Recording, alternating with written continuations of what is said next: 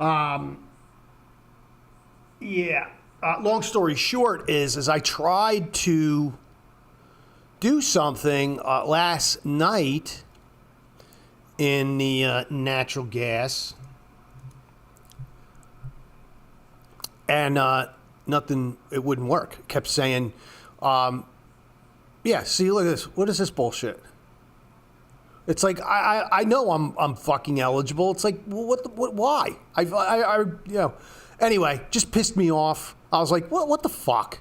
And you know what? Actually, a lot of shit lately has been pissing me off with Tasty Trade. Be honest, folks. It's really starting to get on my nerves. A lot of things on this platform are just really, really kind of quirky and kind of trashy. One thing I'm noticing on my positions is they don't update very well overnight. Like, I'll actually leave this, because I leave this on overnight, and I'll come in the morning and I'll sit down and I'll be like, what the hell is this? What's going on here? And like, it'll show like some positions are up. Like, I know this Netflix position, I know I'm only down like maybe $70, 75 or $80. And it's showing I'm down 433. Now, I know there's a whole thing at the end of the day when the options close and everything, but this is fucking bullshit. Like, and it almost feels like, and I don't know, look, I don't want to tell anybody anything, but it almost feels like to me that they're playing games with the margins in the background and on the closing prices on these to play games with the margins. I mean, you know, look, I'm calling it for what it is. Now, I know things are regulated and all this other stuff, but it just seems too fishy that this happens every freaking day. Every single day this happens. And then literally like 5 minutes after the market opens, a lot of this goes away. And to me, it just doesn't, and it doesn't happen on Thinkorswim. And why does it not happen on Thinkorswim, but it happens there? I don't get it. It doesn't make any sense to me. So anyway, lately there's just been a lot of stuff that's just really kind of getting sketchy on Tasty Trade. And the other thing I noticed too, which I thought was very interesting, when you go to the trade panel, when you go to the trade panel, their reviews are terrible. You know, to get a 4.1 is pretty bad, in my opinion. I mean, you should be about a 4.3 to 4.5. I mean, most of the bigger ones, and I guess the ones people like, are around 4.5. Like, I know Amped is 4.6, Tradeovot's 4.4. Oneida, I never use those. TradeStation's even a 4.4. Even Ninja Trader is at a 4.4. And I've noticed that the reviews on this are bad. And it's a lot of the same things that I've been talking about. People talking about executions. They've said that you're supposedly supposed to be able to put in. You're supposed to be able to trade crypto on here, and people are saying you can't. And then they're coming back and saying, "Oh well, no, you can't." Well, I don't know how they can trade crypto on here, Tasty Trade, because they use that company Zero Hash. It's not like they're clearing through Coinbase or something like that. So I don't know. And I don't know who uses Zero Hash.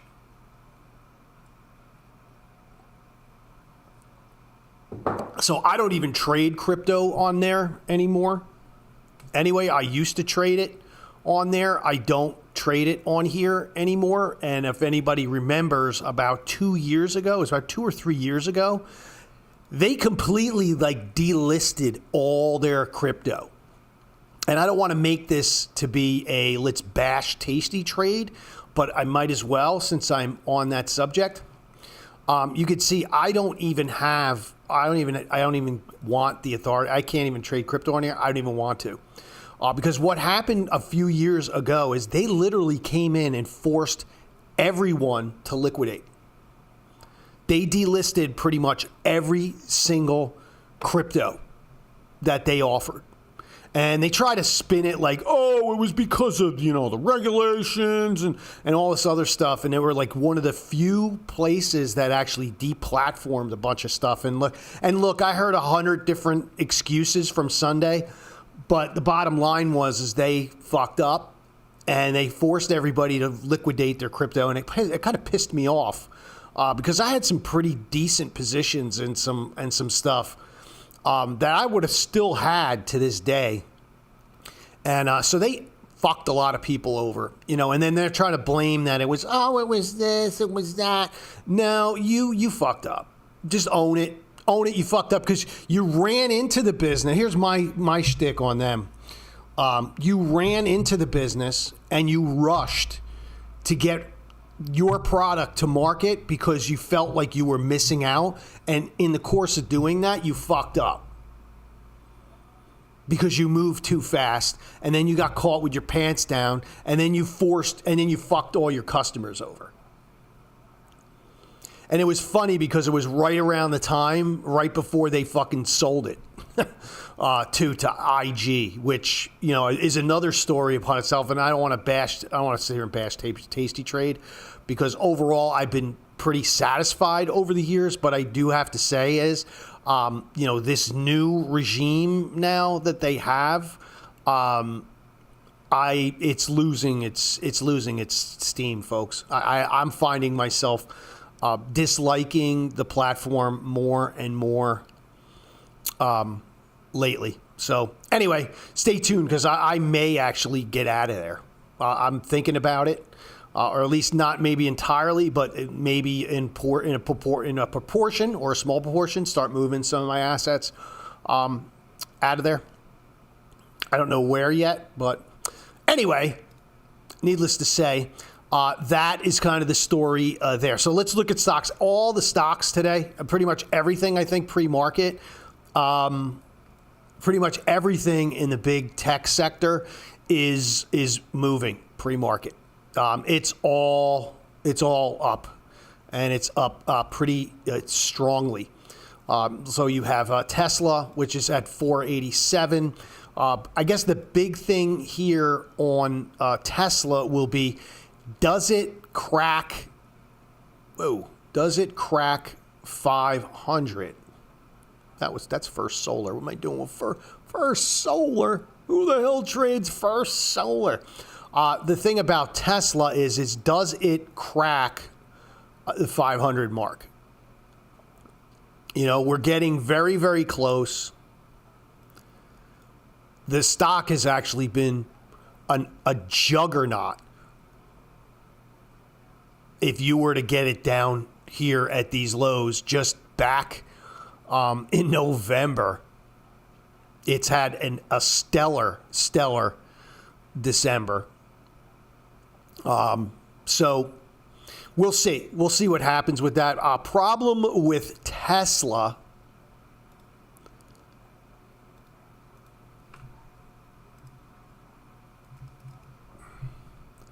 And let's get out of this table. The problem with Tesla, there is literally like no volatility whatsoever. The volatility is non-existent.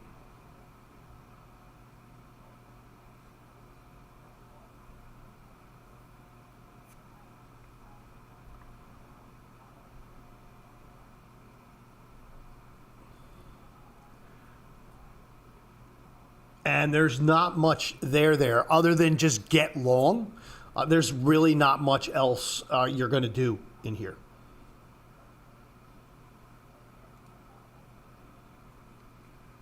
And that's kind of been the problem with Tesla. I will tell you this.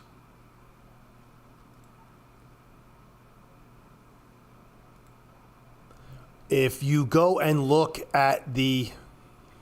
Now, here's the Decembers. We'll look at the Decembers. That's a weekly December option. We'll go to the Januaries. I think it's the Januaries. If you go and look at the 500 strike, the 500 strike in January has just had a crazy amount of volume. Look at this open interest, 45K. And, and look up and down here too. There's a lot of bets being placed. I mean, 550s, 26K. 540s, almost 10, 9.4. Here's 7 at 520s. So there are some big money chasing. And you could do the math on notional values and all that other shit. I don't really care about that. Notional value, smotional value. Nobody's exercising these. People aren't owning these to exercise the options. Trust me. 1% of the people might exercise them. There's nobody exercising those. So notional value is meaningless.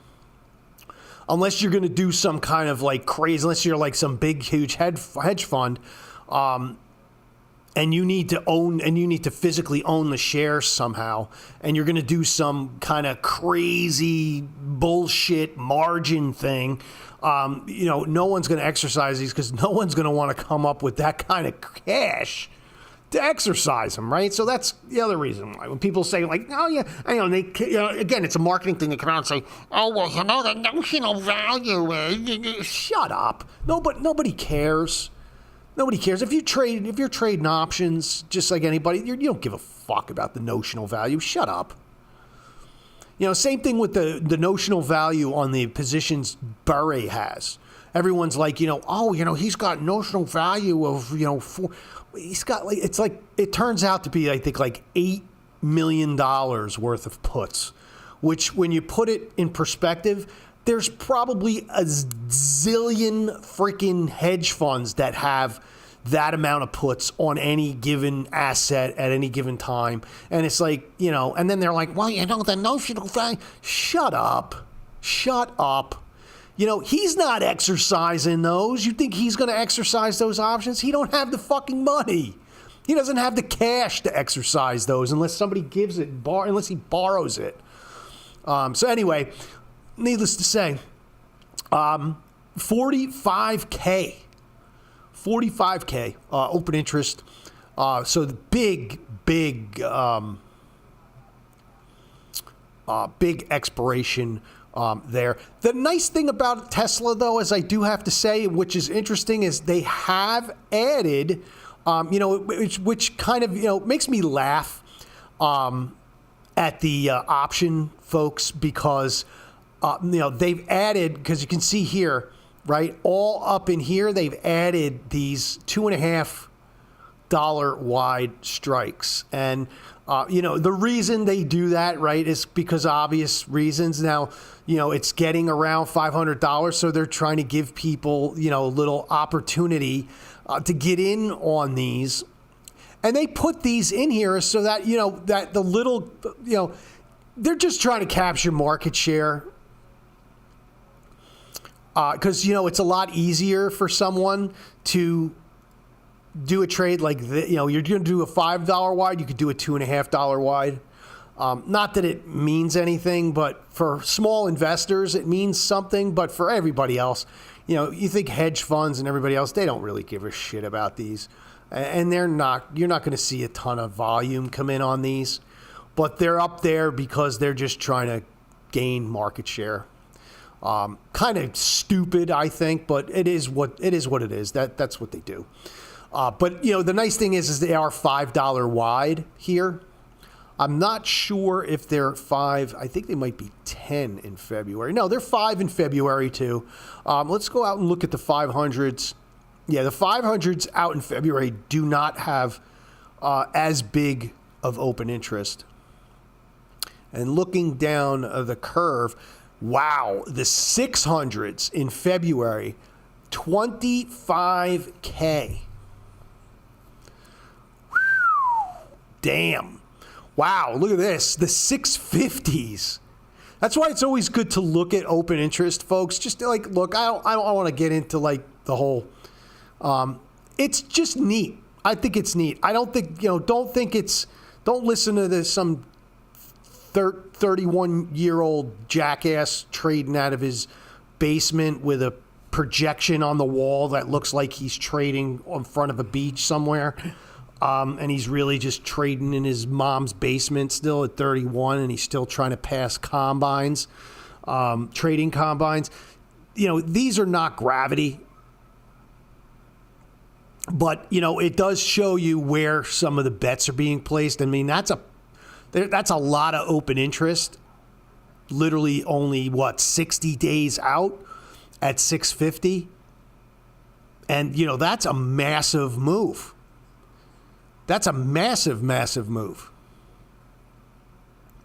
But it makes you wonder, like, what is going on out here at these 650s out in February? And likely that is an earnings play, because I believe earnings do come out in February. Yeah, February 4th. So likely there's some hedging going on there for earnings. But again, just an interesting thing, right? We were at it seems like the 500s were the strike in January, but we go out to February, and we got 49, almost 50K at the 650s in February. Let's go to March just to complete the cycle. And I'm not going to go through this line by line. Let's just look out and see if there's any. And outside of February, there's no big. I'm gonna say, like, there's no real big bets there. Everything else looks relatively normal for Tesla, in my opinion.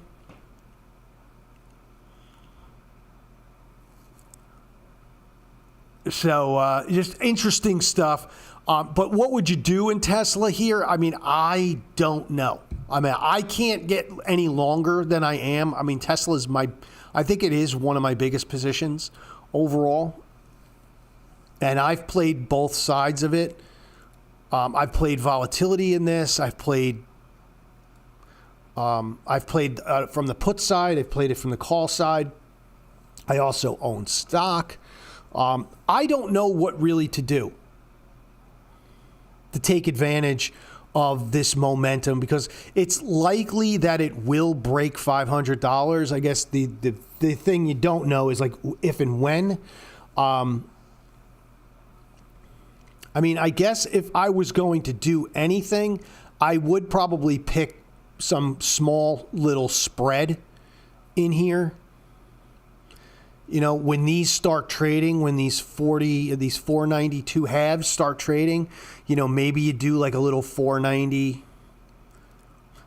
495. I mean, you could see even a $5 wide here is only going to run you $200 or $300.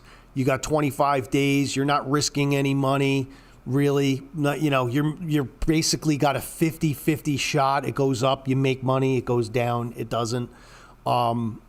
It's close to being in the money. So that's really all I think you can do. I would avoid going into February and buying options, only because if you notice that the implied volatility starts to go up, it kind of spikes from January to February. And so likely you're not going to really want to buy options out there.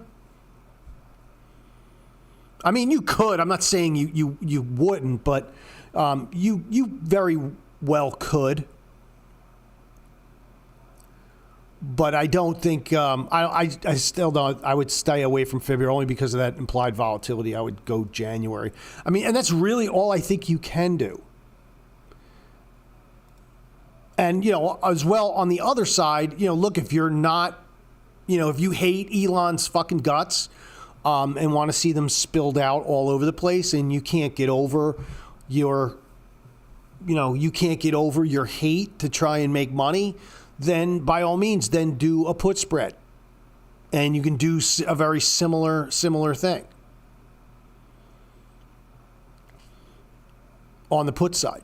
Do one of these, maybe you do a 490, 485 on the put side. Again, it's really not going to matter because you're like right in the middle of this thing. And so, again, you got a 50-50 shot. It goes up, you make money. And this one, it goes down, you make money. It goes up, you lose. That's it. But that's all you really can do in Tesla.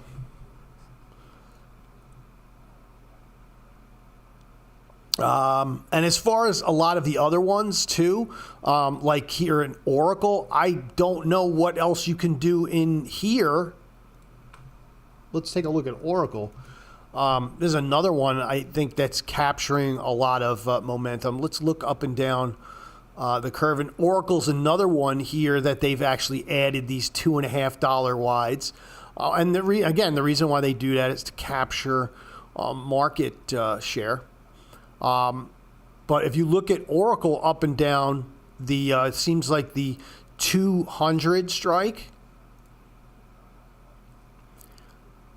The 200 strike here in January is capturing a lot of attention. The 220.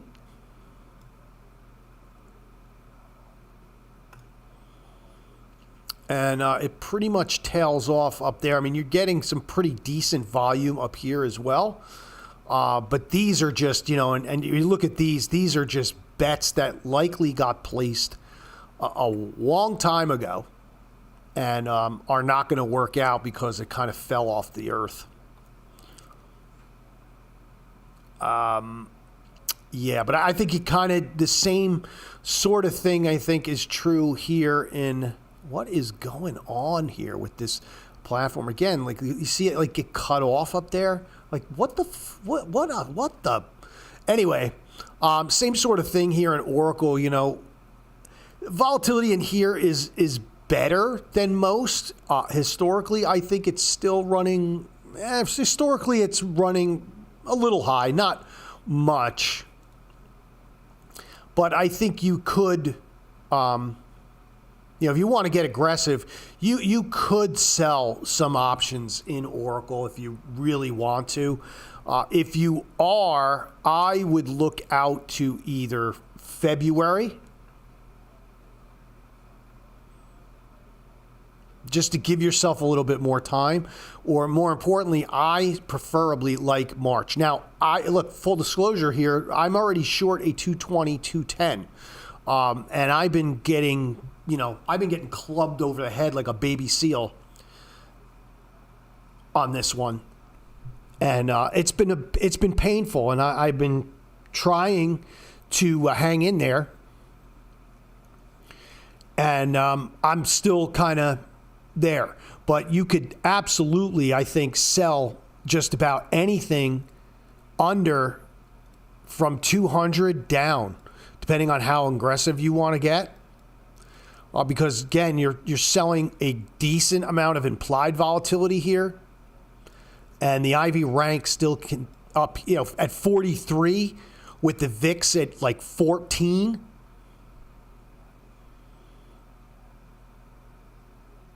The VIX futures at 17.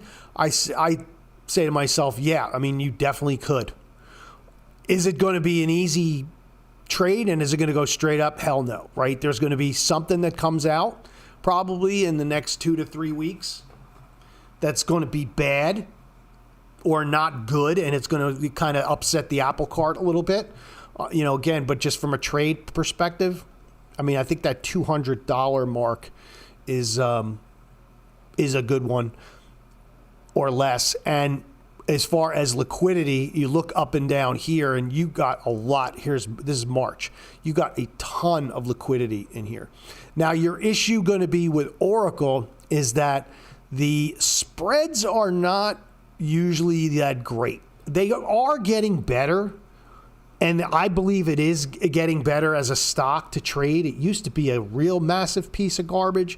Now I would say it's probably only not so bad. Let me see what they rate it. It actually is 5. It's 4-star now, so it's actually up in the 4-star rating according to Tasty Trade at least. So that's a good sign. So anyway, anything less than that, I think you're fine. And depending on how aggressive you want to get, if I wasn't so long in the tooth in this stock already, I would do something relatively wide. Like I would do like a 20 wide in here if I wasn't already in something. Because you can see here, I own stock, I'm short options, I'm long some options. I have enough Oracle to, to feed a family at 35. So I don't need any more. But with something like this, I think you're getting into a really good trade. Again, you're going to give yourself some time to go out to March and that sort of thing. All right. And then that's really it, because you know what? We start looking at some of the other ones on here, and then let's go to the I option volume list. And there's not a lot of there, man. Still the same group of characters on this list. Silver, I don't know how silver still remains bid as far as volatility.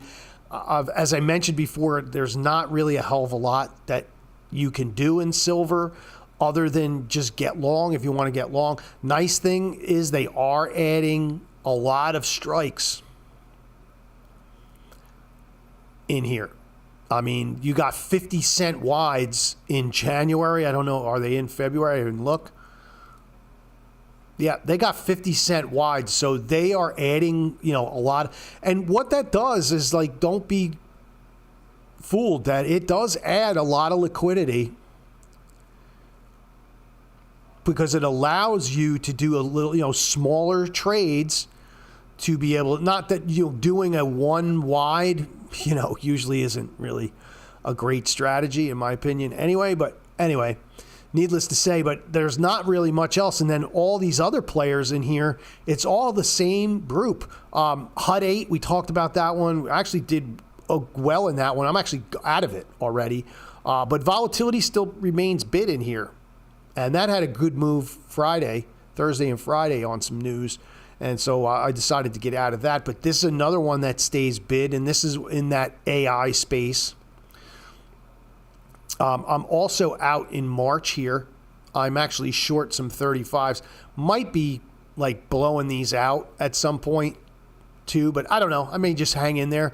But you can still sell volatility up here. You have implied volatility out here in March. To me, that's actually awesome. I mean, at 109, IV rank at 59, you're still selling some pretty significant volatility out here. This stock is not for the weak-minded, though. I'll tell you that. This sucker moves. But by all means, you can definitely sell some volatility in here in HUD 8. If I was going to do anything, they did add, here's another thing, they've added a whole bunch of 50-cent wides. Leave it to the option board commodity exchange, right? Whatever.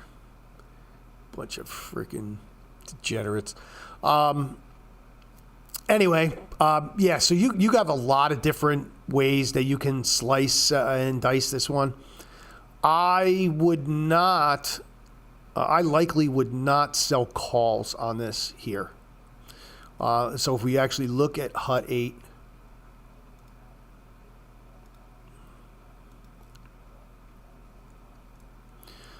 big move here. This thing has been much higher, right? It was up at the $58 mark.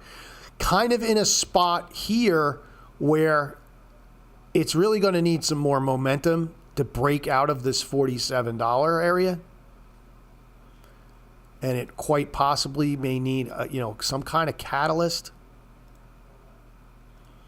to get out of that. And I think it's actually created a good base here at, I would say 30 and even call it $34. But it's in a pretty important inflection zone here where it could literally go nowhere, right? And then stagnate and smash its head, for months and months until the next cycle or the next news release, because the stock does trade pretty heavily on headline news, let's face it. And they have earnings coming up when? Probably March. So what to do in here? I think you have to sell puts. I mean, you really have to. I don't think you're really, if you want to play both sides, you would stay in January, perhaps, You're really not getting anything down here in the 1 standard deviation. You're going to need to go inside. So maybe like a 35. Margins in here are not completely great either. But something like this looks pretty interesting to me here in January. It would be a 35.65 strangle. 35.65.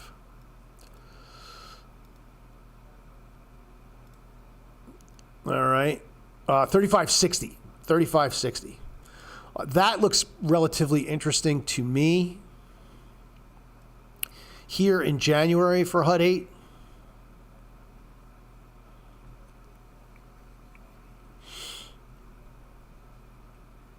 You only have, less than 25 days.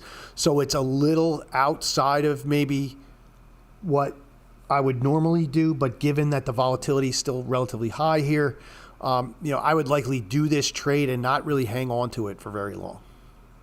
I would look to dump this early next week, if possible. If it doesn't move and it doesn't collapse a bit and you get no movement out of it, just get out.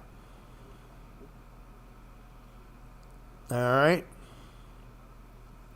I don't think you're going to be able to do an iron condor in here. I just don't think you're going to get enough juice for it. I'm going to put it up here. I think you barely get $1. Yeah, I was going to say, I kind of saw that.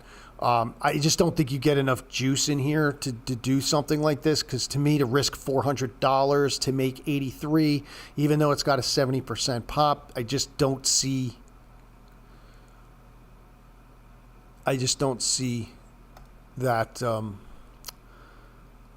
I don't see that being a feasible trade. So the 35.60 looks very interesting here.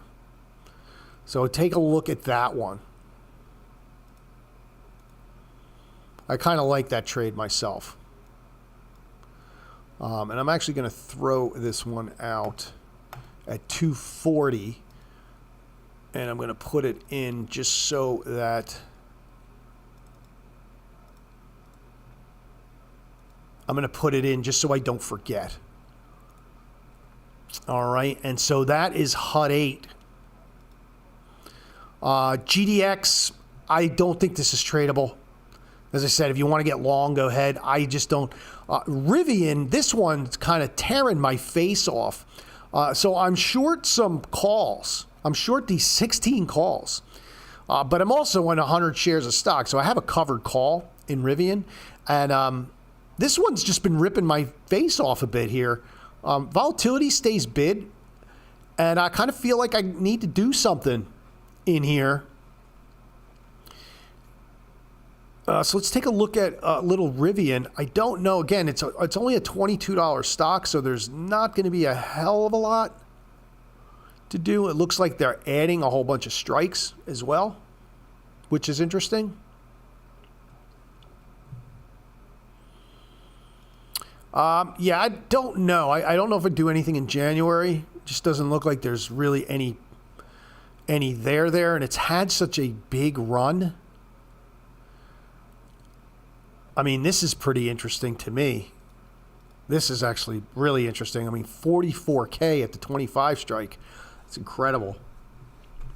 And they have just pumped that. If you look at that one on the chart, that one has looked. And I don't even have this one on any of my lists because it's been such a piece of shit for so long. And it's only recently that it's really right. It's been such a piece of shit for so long that literally every time it even got remotely close to $20, they would just smash the living hell out of it. And now it's at $22, and it looks like it's got a real strong possibility of hitting 24 and 25. But anyway, yeah. But I feel like it's in a spot here where I just don't feel comfortable. I wouldn't feel comfortable getting long. It kind of has run too fast, too quick. I don't know. I mean, I'm already short some delta in here. Maybe I go out to let's see what February does. Because I would likely need to neutralize a little bit. I mean, that 20 strike, look at that 20 strike, 47K. I don't know if there's really anything I can do in here that's really, I mean, I could do that. And that gives me 20 deltas. Let me look at my Rivian. I think I'm actually short. Let's see, my beta, my effective delta is 82 plus my stock. So it's probably negative, I don't even know. Let's take a look. What is it? Well, it's plus 15. So in order to neutralize that, I would need to do something. I don't know. Interesting. I'd have to do something like this. Or maybe at least that one's 10 deltas to the positive. I don't know. I'm going to have to do something. I don't even want to get into this. But anyway, got the same list of characters here. We got to do something in Rivian. SanDisk, another one I'm not going to touch. iBit. I don't know. I haven't had a hard time trading this one, honestly. And then there's Oracle and then the other host of characters. And then to me, once you start getting down here below 40, you kind of get into those spots where you're going to need to do some, even though you may sell volatility, you're going to have to do something directional in some way. And that kind of takes it off the take. One stock I've been kind of slowly starting to build on, and you can see here I got positions in March, I got positions in June, also got some positions in September, is Costco. They've been really kind of beating the piss out of this one a bit, and I have to admit, like, I have never really been, like, I don't understand the fixation people have with Costco, honestly. I've been in the store a number of times, and I know people go crazy over it. To me, Costco is just it's just a fucking store, dude. Like, calm down. Like, everything they have is not great. But needless to say, I was never really even a fan when this thing was grinding up higher, and I never was really a fan. But actually, at these prices, where this is at about $8.50, I've been kind of adding here a little bit to Costco. I kind of like it down here. And the nice thing about Costco is it's actually pretty easy to trade. Like, no volatility. So I have been buying some calls. You can see I'm in some 850, 860s. I may add some. I may not go to March. I may actually just go to April because I like to spread it out. I may just do a few more. Problem is, as you further you go out, they're actually wider. So now you got 20 wide. So I may not do April now that I think about it, because now if they're 20 wide, I don't really want to get into that. Let's take a look at May. May's are 10. 10's fine. May do another 850, 860, or maybe even an 860, 870. But you can see this is really easy to trade. Not a ton of liquidity. But you will get liquidity in this. It's normally, I think, if it rates, I don't think it's that bad. It's a 3-star. I mean, it's not terrific. Problem is that it's the price. It's this high price, which makes it relatively. It's a stock that I'm actually trading, and I don't want to start any rumors, but it's a stock that I'm trading because I believe that they're going to split it. I would like to see them split it. I think it would add a lot of liquidity. They don't have to do a massive split with it. I think even a 3-to-1 would be perfect. A 3 or 4-to-1, probably a 4-to-1, I think would probably fit for them nicely. And if they do decide to do that, I think that would actually be good and make the stock somewhat tradable again. So anyway, that's it. That's all I got. Quick session today. Let's see. Markets look like they're doing what they do. ES is up 30, NASDAQ's up 172, the Russell's up 15, and gold is now up 67. So those are the big movers. Bonds off a little bit, and it looks like the dollar is up as well. And so have a good one.